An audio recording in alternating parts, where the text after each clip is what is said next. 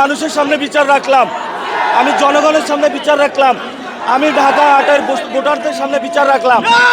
১২ তারিখে আপনারা বিচার করবেন, আপনাদের কাছে রিকোয়েস্ট, ১২ তারিখে আপনারা বিচার করবেন ইনশাআল্লাহ।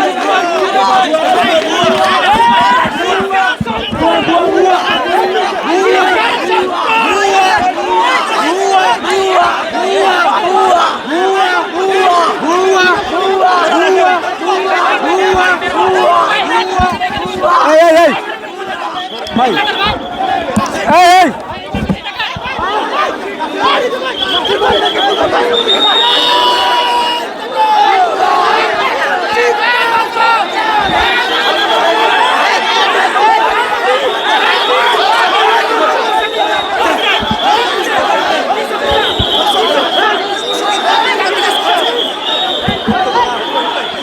উত্তেজনা চরমে, হাতাহাতি এবং এনসিপি সমর্থক যারা আছেন আপনারা দেখছেন কি হতে যাচ্ছে দর্শক।